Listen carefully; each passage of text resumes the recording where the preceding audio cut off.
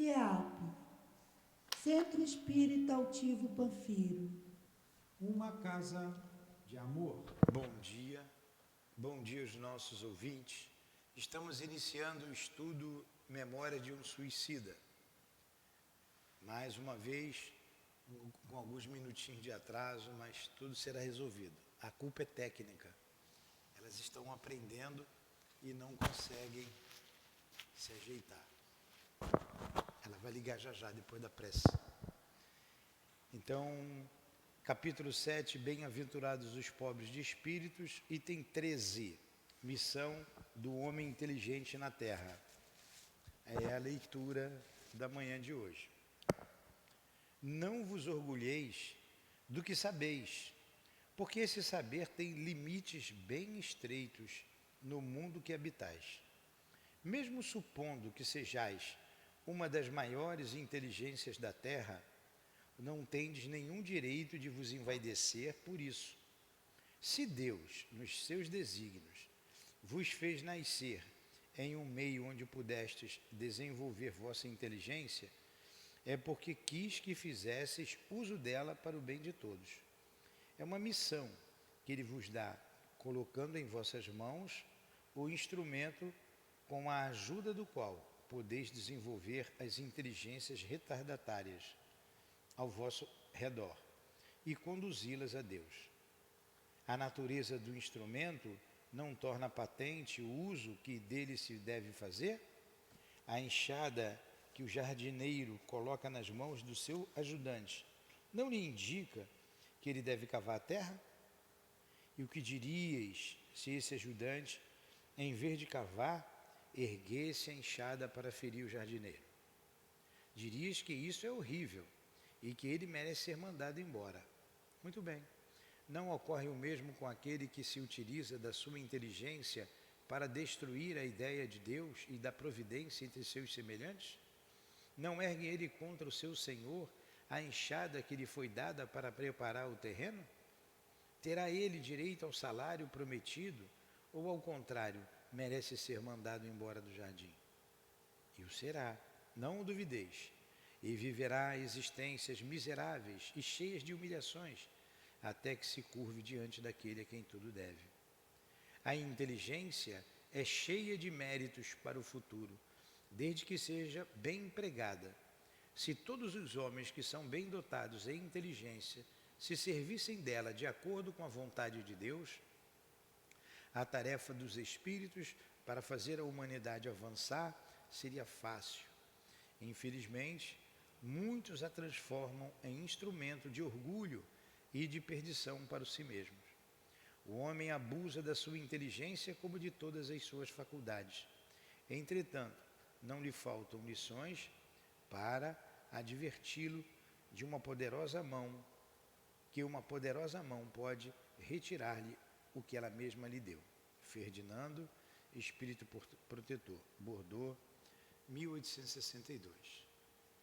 Mestre Jesus, mais uma manhã de estudos em nossa casa de amor, pedimos a Tua inspiração, a Tua proteção, a proteção dos nossos guias, o nosso querido irmão Altivo, os benfeitores que com ele fazem parte da coluna que sustenta o nosso CEAP, o Dr. Erma, Antônio de Aquino, a minha amada Lourdinha, as irmãs queridas.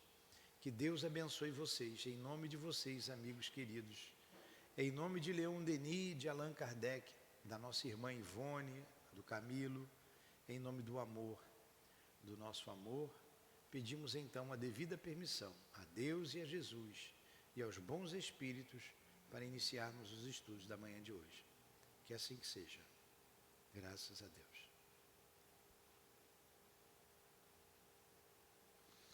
Então vamos lá. Dando continuidade aqui, nós paramos no capítulo 15, né? Novos rumos, não é isso? Aí iniciamos ali um pedacinho, não foi?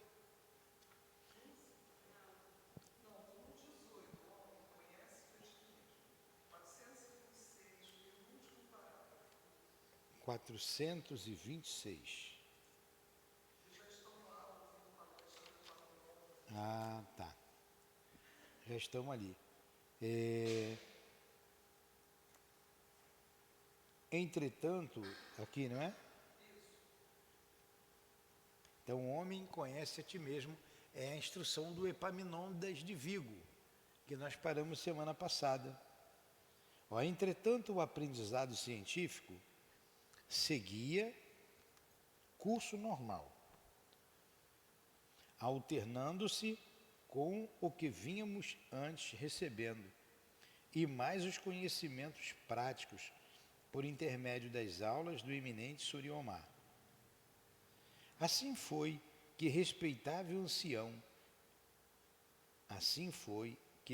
o respeitável ancião ministrou-nos o encantamento de presenciarmos o nascimento e progressão lenta e esplendente do próprio globo terrestre. Caramba, que aula é essa aí, hein? De geografia, hein? Ver como começou o início da Terra.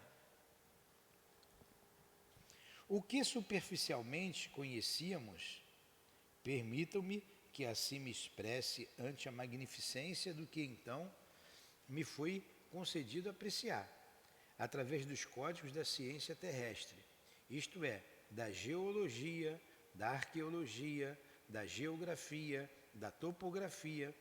O ilustre instrutor levantou da dobagem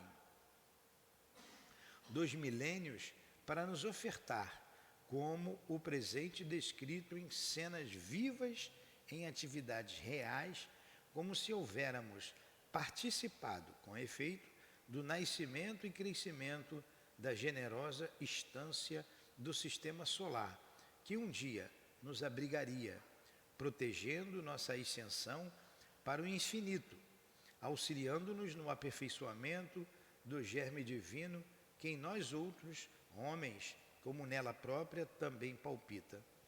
Nós vimos lá atrás, na aula anterior, que tudo que acontece conosco, individualidades, inclusive com o planeta, está gravado no éter. É uma ciência complexa, mas dali eles conseguem reviver todo o passado, o nosso passado como o próprio passado do globo. E aqui eles estão vendo o início do sistema solar, não só do globo terrestre, mas do sistema solar. É como se nós fôssemos pegar hoje e botássemos aqui um filme do aniversário de 2 aninhos, de 1 aninho do nosso filho. Hoje ele está com 40. Aí você, me lembro do fulano aqui, como é que ele... É o mesmo princípio. Eles retiram as imagens.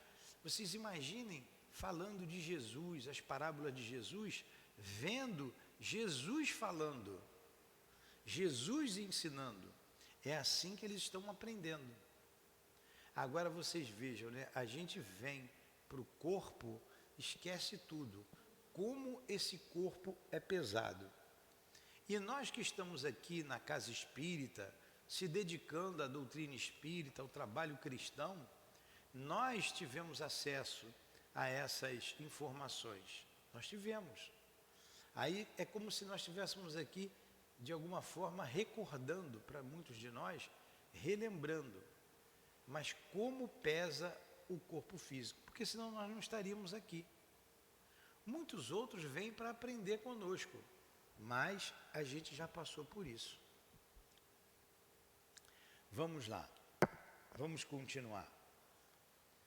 Tudo presenciamos, a centelha em ebulição, as trevas do caos, os aguaceiros e dilúvios aterrorizantes, os grandes cataclismos para a formação dos oceanos e rios, o maravilhoso advento dos continentes, como o nascimento das montanhas majestosas, cadeias graníticas, eternas como o próprio globo, tão conhecidas e amadas por aqueles que na Terra têm feito ciclo de progresso. Os Alpes sobranceiros, com as monarcas poderosos desafiando as idades, os Pirineus graciosos, o Himalaia e o Tibete venerandos, A mantiqueira sombria e majestosa, todos. A Serra da Mantiqueira se referiu aqui ao nosso Brasil, né? Todos em épocas diversas surgiram no berço, diante de nossos olhos deslumbrados, arrancando lágrimas de nossas almas, que se prosternavam tímida ante tanta grandeza, tanta beleza e majestade. Mas antes disso, em prosseguimento feérico de maravilhas, a luta dos elementos furiosos para o crescimento do pequeno continente do céu, o oceano conflagrado em convulsões pavorosas, sacudindo o seio nascente do mundo imerso em solidão, o cataclismo dos ventos e tempestades, a que nada poderá fornecer ao homem ideia aproximada. Assim como os primeiros sinais de movimento e vida no leito imerso das águas convulsas, a vegetação fabulosa e tétrica no gigantesco volume das proporções. Os dinossauros monstruosos, os lagartos de forma e força inconcebíveis à delicadeza corporal do homem, os mastodontes, a pré-história. Era um livro tenebroso, imenso, magnífico, epopeia divina da criação, desferindo alguns poucos acordes da sua imortal sinfonia através do infinito do tempo, da eternidade das coisas. E nesse livro soletrávamos o ABC da iniciação, gradativamente, pacientemente, às vezes empolgados até o delírio, de outras banhados em lágrimas até o temor, mas sempre ávidos e encantados, ansiosos por mais conhecimentos, lamentando mais do que nunca nossas diminutas forças de suicidas, que nem a terça parte nos permitia entrever do programa excelso ofertado pela natureza. Um desfile indescritível de períodos genesíacos,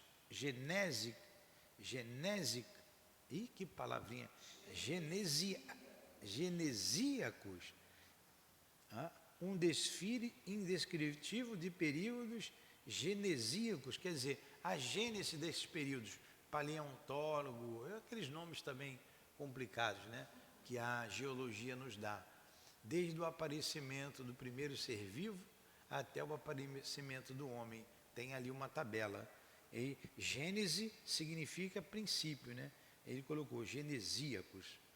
Patenteou-se a nossa observação, a análise elucidativa e sadia, durante a qual diariamente se radicava em nosso espírito o respeito, a veneração por aquele ser supremo e criador a quem havíamos negado, de quem descrêramos pela doura dos séculos, mas a quem agora rendíamos graças, apavorados e ínfimos que nos sentíamos frente à sua grandeza, ao passo que também felicíssimos ao nos conhecermos seus filhos, herdeiros da sua glória eterna.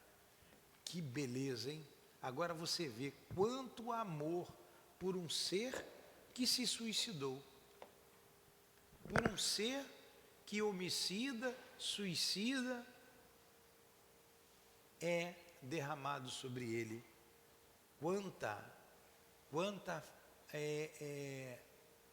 Quanto investimento, porque cada um de nós, cada ser é importante para Deus, é importante para o Criador. E para que eles vençam, estão ali espíritos eméritos, espíritos qualificados, dando instruções para que eles se reergam diante da lei de Deus. Muito bonito isso, né? Muito bonito. Vocês parem, pensem, quanto investimento também não está sendo feito em nós, aqui na Terra, em nossa casa espírita, a família que temos, o trabalho, na sociedade, podem ter certeza que o melhor está sendo feito por nós. E quando a gente vem falar da alma, do espírito imortal, a casa espírita investe com esses ensinamentos, para que a gente desperte e saia vencedor dessa vida. Obrigado. O maior investimento possível em nós. A gente não tem ideia, eu sempre digo isso, do que seja a casa espírita, do ponto de vista espiritual. Creio eu que nós teríamos vergonha de tanto que é feito aqui por nós. E a gente ainda com a nossa pequenez, com o nosso egoísmo, com as nossos orgulhos, nossas vaidades, mas tudo sendo investido para que isso se dilua dentro de nós, para que a gente viva como irmãos, fraternos, como é isso a convivência lá no mundo espiritual. Lá não dá para a pessoa disfarçar, porque o pensamento ele é visto por todos. Aqui não. Eu olho para o Fernando, você que não deixou eu falar, eu ia falar. Eu olho para o Fernando e o Fernando está olhando para mim assim. Né? Mas o Fernando sorri para mim, mas por trás do sorriso, como diz lá no Evangelho, não basta que da boca emane leite e mel. Né? Então, aqui a gente ainda esconde, mas a gente não era mais para esconder essas coisas. Dentro de uma casa espírita, era para a gente viver fraternalmente. Todos nós arrastamos um passado culposo, delituoso. Todos nós temos graves comprometimentos. Todos nós somos comprometidos com a lei de Deus. Então nós somos iguais, somos irmãos, temos que ajudar um ao outro. Porque se a gente visse a ajuda que a gente recebeu, quando desencarnamos no passado, quando reencarnamos e agora trabalhando. Então vamos lá, vamos continuar mais um pouco.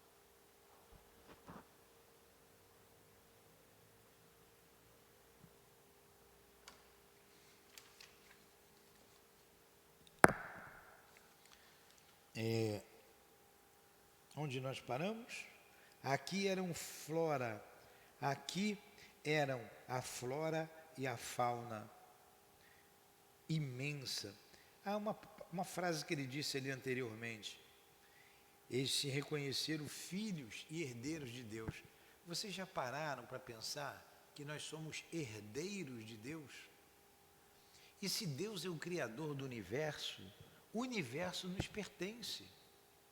Às vezes um homem mata o outro por causa de um palmo de terra, por causa de uma cerca que entrou alguns centímetros no quintal do outro, ou uma parede do vizinho que entrou na propriedade do outro. Se tira a vida e, no entanto, aquilo, não é só aquilo, todo o universo foi feito para nós. Júpiter, Vênus, o sistema solar é nosso. A galáxia nos pertence. Deus criou para nós, para a nossa evolução, para o nosso crescimento. Por que brigar por poder? Por quê? Porque querer tirar proveito, até mesmo de instituições religiosas, utilizando o nome de Deus ou o nome de Jesus. Para que isso, né? Quanta ignorância, quanto retardo.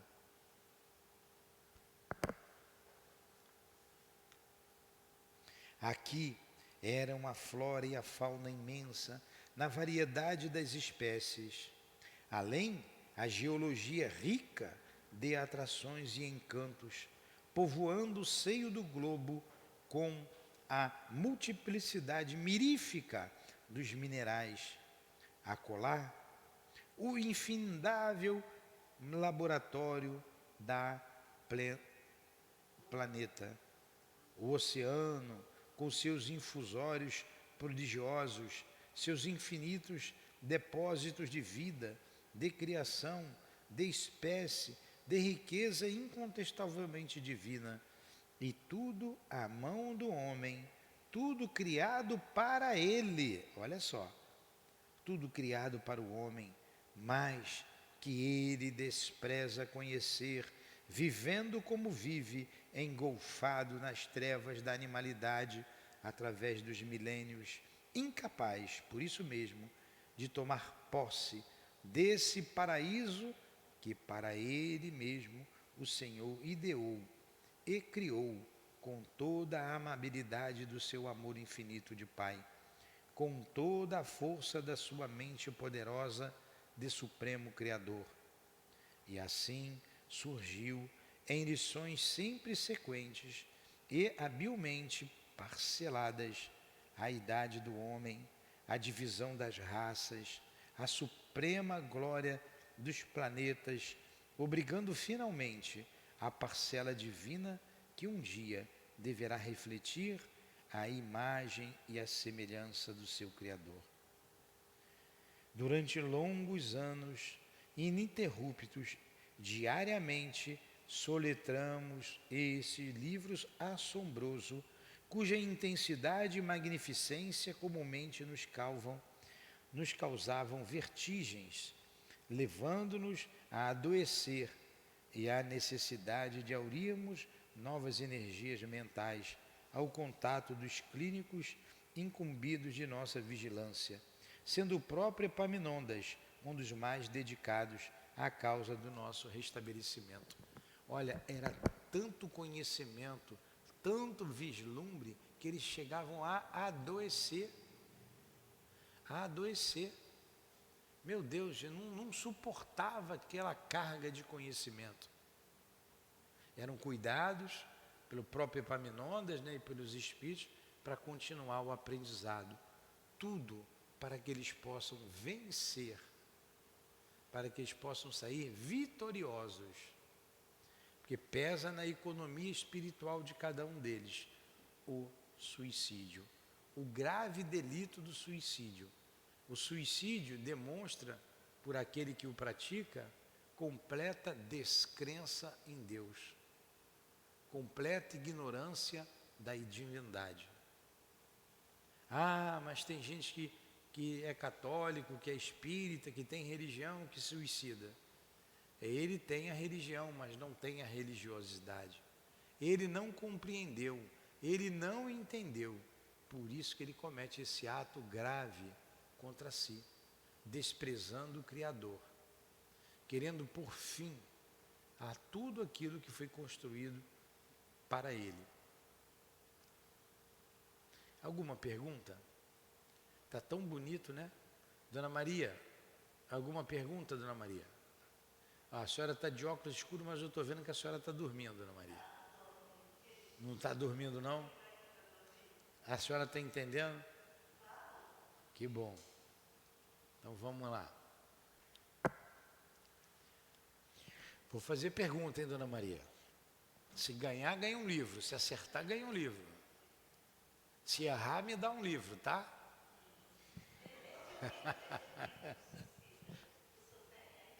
Tem aí, tem.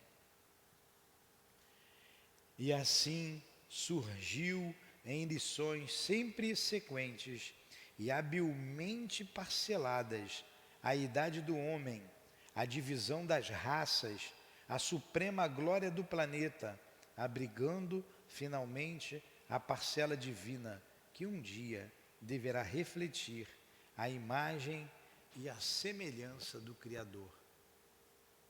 Então foram anos de estudo, hein? Anos. Durante longos anos ininterruptos, olha aí, fui falar sem prestar atenção, diariamente soletramos esse livro assombroso, cuja intensidade e magnificência comumente nos causavam vertigens. Eu estou repetindo. Levando-nos a adoecer e a necessidade de aurirmos novas energias mentais ao contato dos clínicos incumbidos de nossa vigilância, sendo o próprio Epaminondas um dos mais dedicados à causa do nosso restabelecimento. E hoje, às vésperas de nossa volta aos proscênios dessa mesma instância, que agora conhecemos desde o seu nascimento, apenas averiguamos que nada pudemos aprender ainda, que apenas soletramos as primeiras letras do plano material terreno. E tem gente que acha que sabe tudo, né? De que forma, porém, poderiam Epaminondas e seus acólitos, quase que eu falo alcoólitos, né? Acólitos, né? Os seus amigos, aqueles que os auxiliavam, que estavam com ele. Então, de que forma, porém, Epaminondas e seus acólitos ministrar tais aulas? De que forma, porém, poderiam Epaminondas e seus acólitos ministrar tais aulas, tornando visível no presente o que os milênios devoraram no pretérito? Como reedificar com tão real pujança a ponto de apavorar-nos as idades primitivas do planeta, os períodos devastados pelo tempo? É que vivemos todos em plena eternidade, somos cidadãos do infinito e para a eternidade o que existe é o momento presente, sem ocasos, sem lapsos. Ela, a eternidade, vive dentro do presente, porque justamente é esta a sua particularidade. Que coisa, hein? Que coisa complicada para a gente. A gente vive o presente, mas a eternidade está no presente. Assim que ele tirou tudo. Vocês entenderam isso? A gente vive o presente, estamos vivendo agora esse presente, mas a eternidade está no presente. Então não existe o passado ou o futuro, existe sempre o presente. A nossa história está gravada. E vocês vão ver aqui, que eles vão ver agora a história deles, que está presente neles, como a nossa história está presente em nós, está gravada em nós. Toda a nossa história, as vidas que os ervos dos tempos levou, está presente em nós. Então vamos lá. Essa parte é espetacular, principalmente quando o Camilo faz a regressão dele. É que vivemos, vou ler esse pedacinho, é que vivemos todos em plena eternidade. Vivemos em plena eternidade, somos cidadãos do infinito, e para a eternidade o que existe é o momento presente, sem ocasos, sem lapsos, quer dizer, sem interrupção. A eternidade vive dentro do presente, porque justamente é esta a sua particularidade. A gente não sabe nada, não é? Nós não sabemos nada. E tem gente que acha que sabe tudo de doutrina espírita. Das ondas luminosas do éter invisível, ou seja, dos arquivos do infinito, como dos sacrossantos depósitos da eternidade, extraía Epaminondas a matéria grandiosa para as aulas fornecidas, as imagens que se eternizaram, retidas nas ondas vibratórias do éter luminoso. Olha aí de onde que ele tira, ó. Vamos ver devagar, porque ele já falou isso lá atrás, está falando de novo. Ó. Das ondas luminosas do éter invisível. O que é o éter invisível? É o fluido cósmico universal. É o que permeia todo o universo. Ele chama de éter. É ali a origem de toda a matéria que nós conhecemos. Até essa mesa aqui, essa madeira, teve origem no éter. Da mesma forma que as moléculas têm origem nos átomos, os átomos tiveram origem lá, eles são subdivididos e a essência está lá no fluido cósmico universal, ou no éter divino, no sopro de Deus. Então, das ondas luminosas do éter invisível, ou seja, dos arquivos do infinito, como dos sacrossantos depósitos da eternidade, extraía Epaminondas a matéria grandiosa para as aulas fornecidas. Ele ia lá na origem, estava lá, está tudo gravado. As imagens, quer ver uma coisa? Vou fazer uma pergunta simples, valendo 10 livros para a senhora, para a senhora, 10 livros se a senhora me responder. Como é que dentro de uma televisão aparece o som, imagem do que está acontecendo lá no Japão, do outro lado do mundo agora? Lá no Japão são exatamente 21 horas e 40 minutos. Aqui são 9h10 lá, são 9h40 aqui, lá 9h40 da noite. Certo? Como é que isso faz? Como é que isso se faz? Eu sei que é a tecnologia. Agora, como que é essa tecnologia? Como que o homem criou isso? Não é? Nem quem monta a televisão sabe, porque ele vai montando por parte. Um só bota o vidro, né? O outro só coloca para que ele não veja a importância daquilo tudo.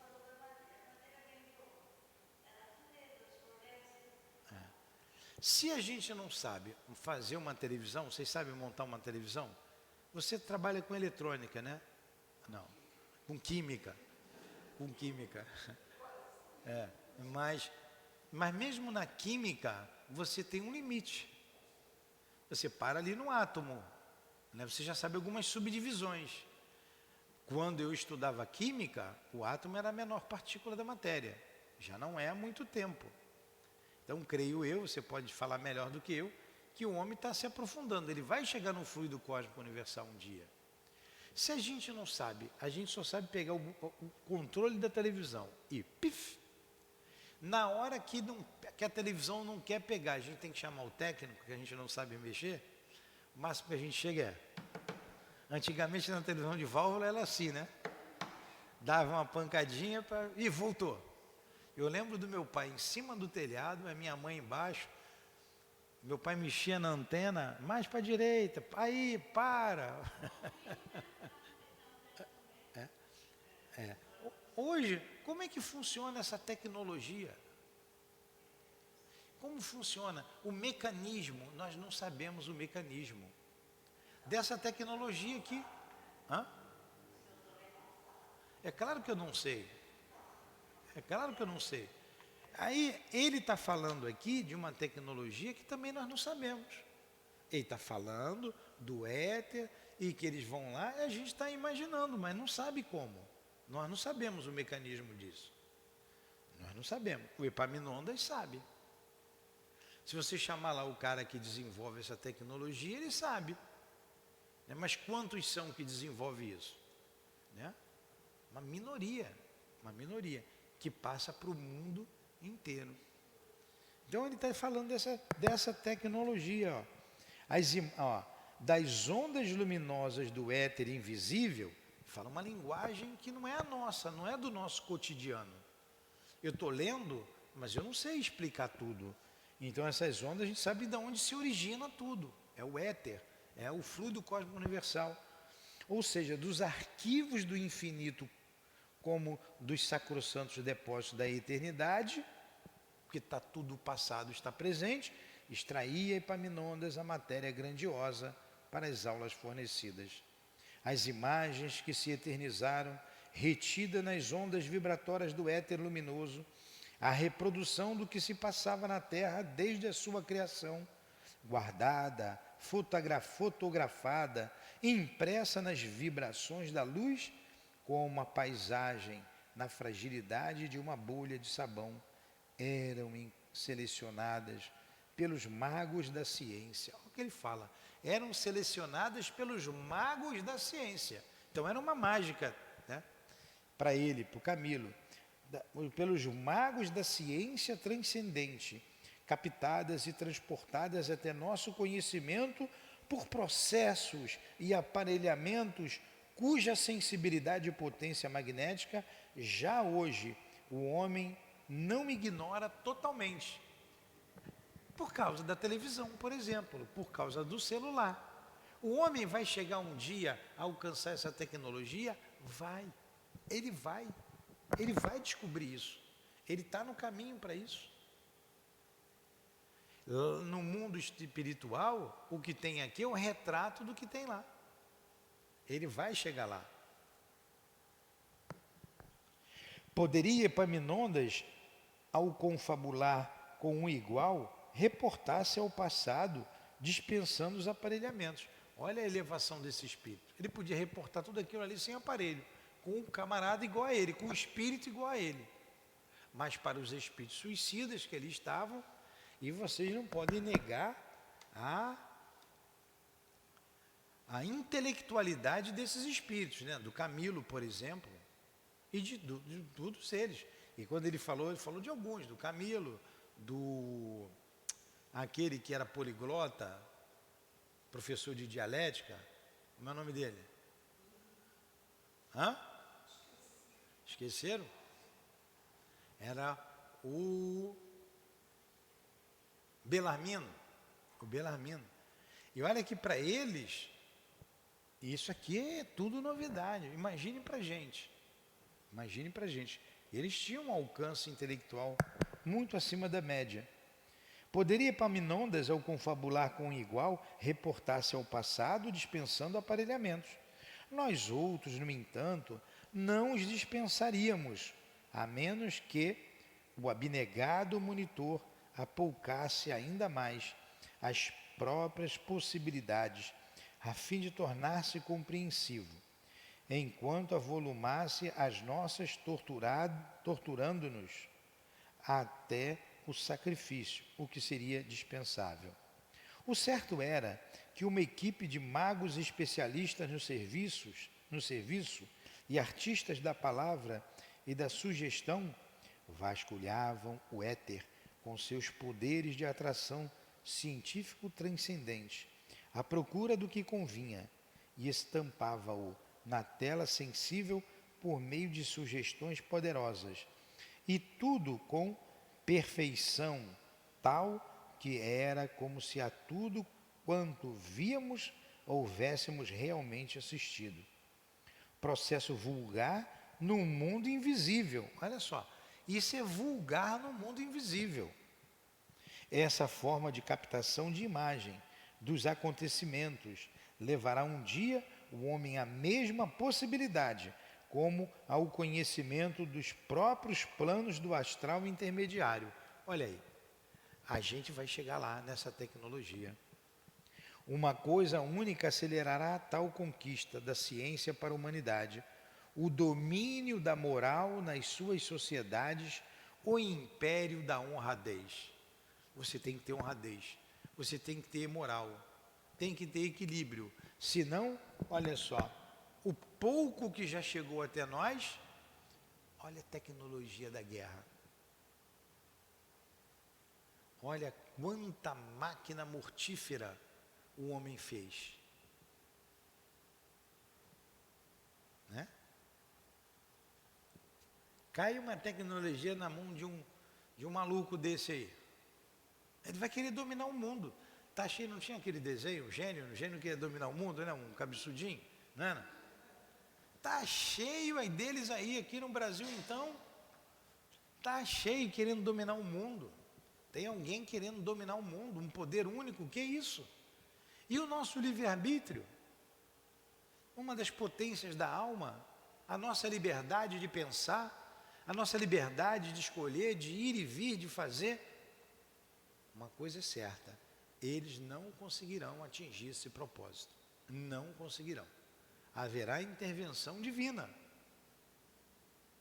Imagine se o homem detona essas bombas atômicas todas. Olha o que a tecnologia fez. A bomba atômica está lá. A fissura do átomo, né? Aí entra a química tua aí. Olha o que o homem criou. Então, cada país, cada nação dessa aí, tem milhares de bombas atômicas. Se explodir, explode o universo. Não vou dizer que vai explodir o universo, mas que vai ter repercussão em todo o nosso sistema, vai. Não é só na Terra, não. Agora, Deus quer que a Terra vai deixar o livre-arbítrio do homem explodir a Terra, acabar com a Terra, interferir no sistema solar, quiçá na nossa galáxia, porque vai causar um sério transtorno. Isso não irá acontecer. Não irá acontecer. Essas mentes loucas, enlouquecidas, o que a gente leu aqui no Evangelho? Nós não lemos lá? O que você acha do homem, do jardineiro que pega a enxada para agredir o seu senhor? Não foi isso que nós lemos?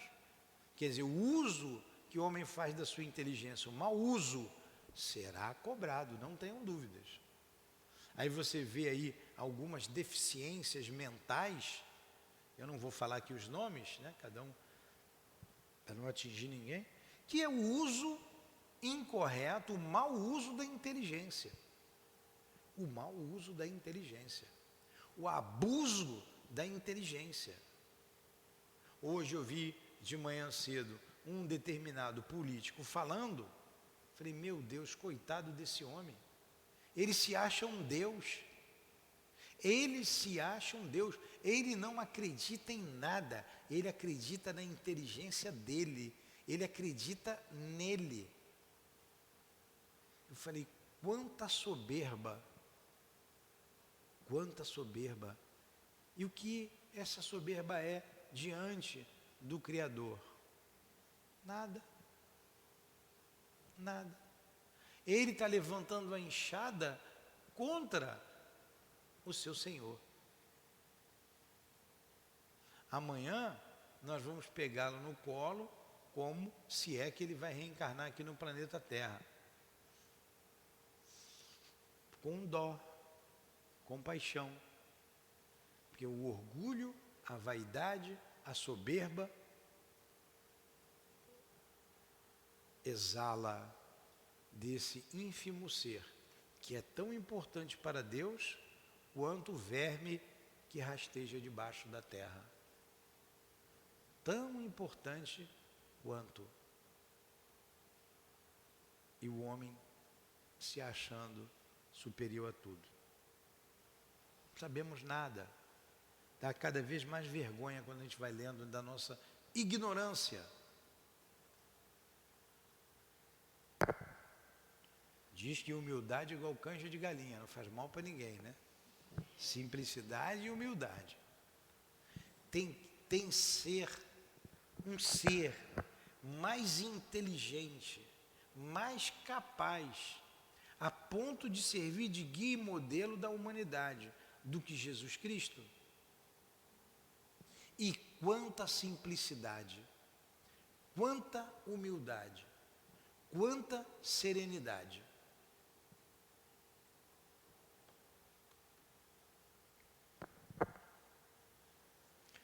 Não deixarei de citar o espetáculo sublime da marcha harmoniosa dos astros, proporcionado que nos foi ele durante o prolongamento dos mesmos estudos. Agora, porém, obedecendo não mais aos processos circunscritos a um recinto acadêmico limitado, mas a excursões em pleno espaço, viajando através do infinito como universitários em curso prático. Nossas forças, no entanto, muito limitadas, não nos permitiram a contemplação feérica dos mundos estelares no conjunto surpreendente da sua grandeza. Como estímulo, apenas facultadas nos foram visões mais ou menos aproximadas dessa esplendente grandeza por intermédio de aparelhamentos diferentes, apropriados para o descortino da astronomia e que recebíamos pálidos convites. Nossas observações e estudos, portanto, não ultrapassaram conhecimentos senão relativos aos nossos irmãos de sistema, permitindo-nos as mais belas aquisições a que nosso Estado poderia aspirar, o que muito já nos encantava e satisfazia. Até que passamos ao estudo de nós mesmos, joias que somos todos nós, as almas do escrínio sideral, futuros ornamentos da corte universal, em que se imprimiu o selo sagrado do pensamento supremo, e para quem tudo foi imaginado e criado pelo Pai amoroso, que de coisa alguma necessita, que nada quer senão que nos amemos uns aos outros. Agora eles vão conhecer o universo próprio.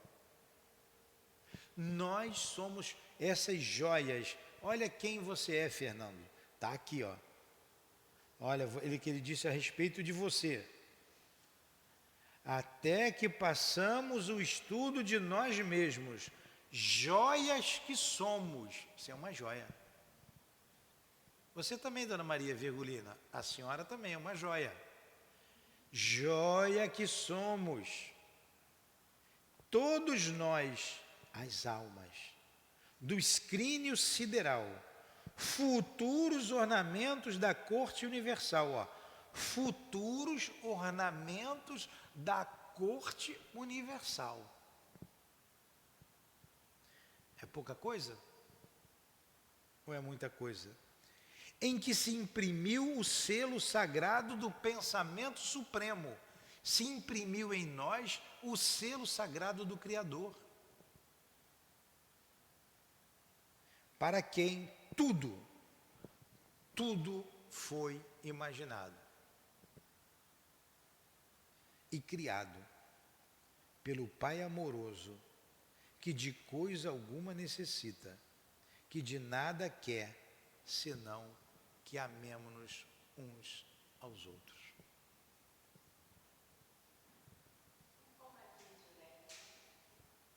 Pois é.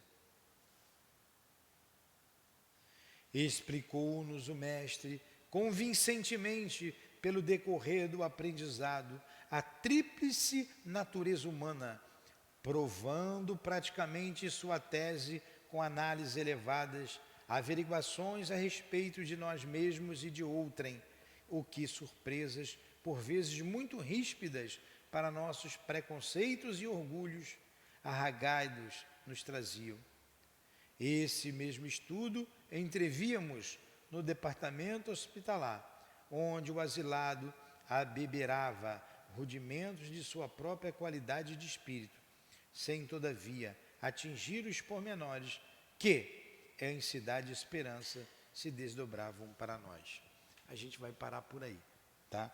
Olha só, vocês lembram que lá no início do estudo, eles fizeram uma regressão. E fizeram com o objetivo de se verem como espíritos imortais para essa caminhada, mas não adentraram os detalhes. Os detalhes virão agora. E vocês irão se assombrar. Se assombrar. Isso mostra a realidade deles, mas não somente a deles, a nossa também. A nossa também.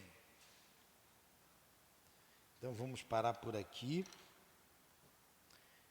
Vou parar por aqui. Vamos para ali. Explicou-nos. Vamos ali no explicou-nos. Ali em cima, explicou-nos. Mas vocês me lembram para eu ler essa última frase de novo aqui, quando ele fala dos amarmos uns aos outros. Semana que vem. Bonito, né? O estudo. Gostou, Dona Maria? Gostei de ver a senhora aqui, Dona Maria. A senhora não me explicou como é que faz a televisão. Deixou de ganhar 10 livros. Então vamos rezar. Alguma pergunta? Nós te agradecemos, Jesus. Agradecemos a esses guias que nos trouxeram esses estudos tão profundos de nossas almas, da alma humana, do conhecimento de Deus, mostrando-nos o início, a gênese de todos nós, do planeta, do sistema e do universo. Como foi bom sabermos, de termos a certeza de que somos herdeiros de Deus, que fomos criados perfectíveis e todos fadados à vitória, a sermos as joias raras, que faremos parte da corte celestial.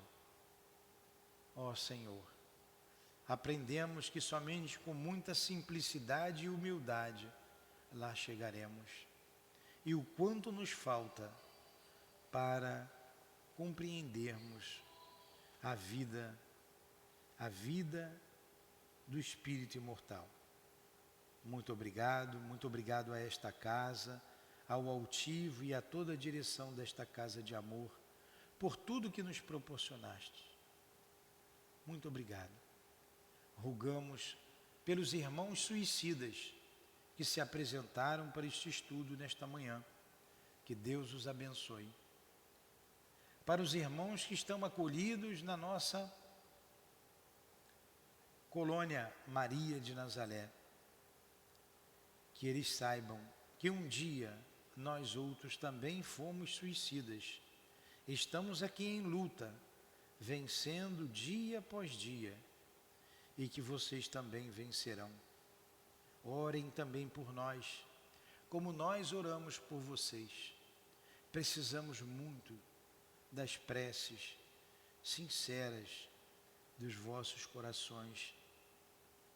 Precisamos das preces dos nossos irmãos guias de cada um de nós, assim como nós fazemos preces por todos vocês. Que Deus os abençoe, que Deus alivie as dores que ainda trazem, as marcas dolorosas que ainda trazem convosco.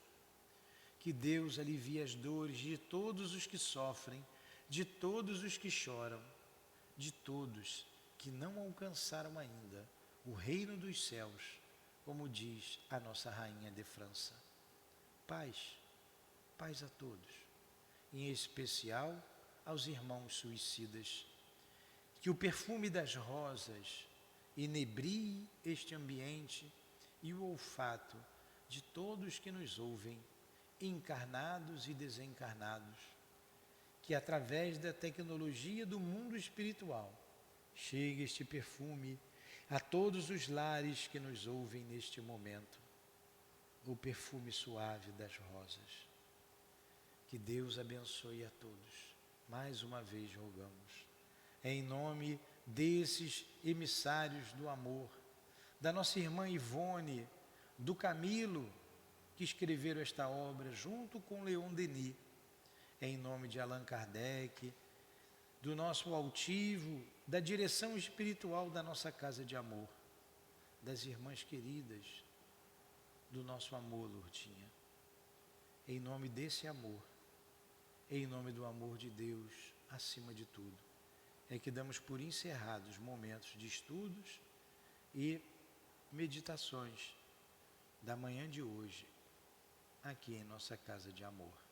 Que assim seja.